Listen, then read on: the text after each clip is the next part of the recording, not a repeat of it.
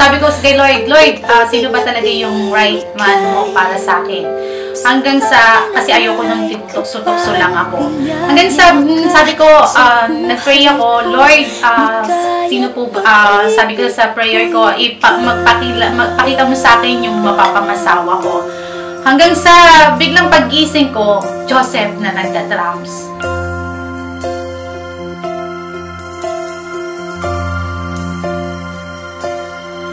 Humihinto sa bawat oras ng tagpo, ang pag-ikot ng mundo, humingiti ng kusa aking puso, pagkat nasagot na sino rin yung mapapangasawa niya, sino rin yung makakipakita rin yung makakasama niya sa habang buhay. Then nung habang pinapipray niya yun, nakita niya yung lagi yung mukha ko. So yun, patatagalin pa ba?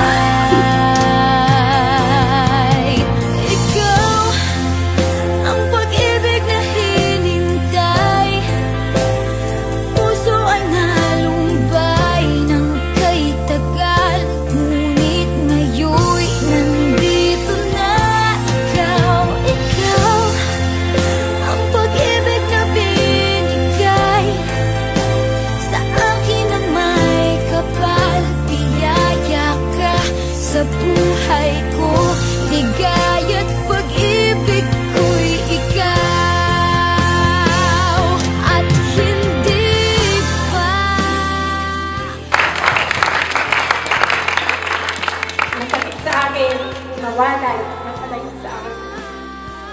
Pero mapayapang ang kalubay dahil alam ko malimutin sa akin. Asahan kong mahal mo ang aking anak, ingatan at ito. Tulad ng pagmamahal at sa kanya.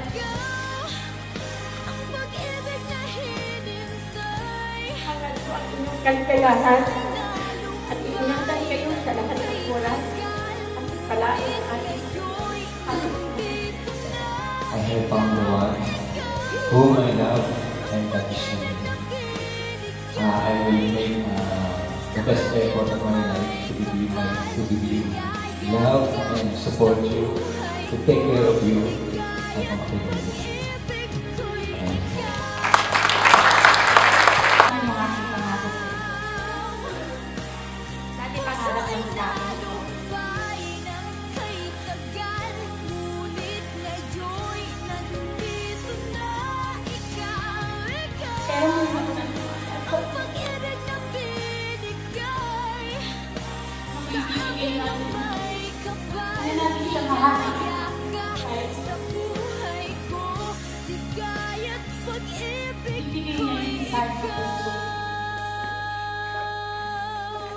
Sa harap ng Diyos, sa harap ng mga tao, nangangako ako na may isang mabuting asawa, may bahay,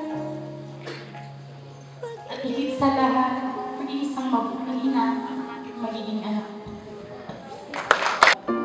Buong karangalan kami pinapakilala sa inyong lahat ang bagong kasal na sila ginawa Joseph and Maribel.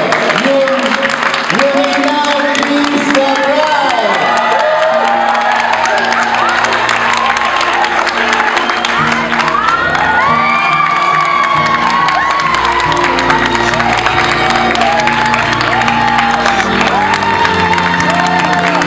Amen.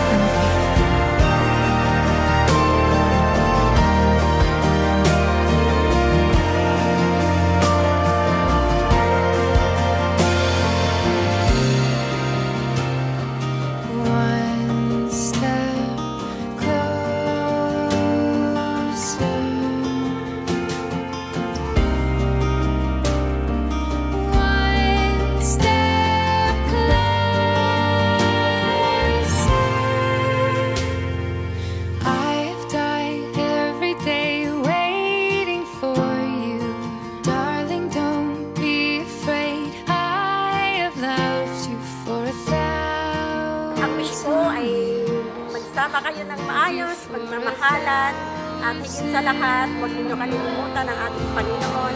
Basta huwag nyo, kahit sa malayo kayo, isipin ninyo, kayo lagi na sa puso mo. At love na love talaga kayo. Mabuhay!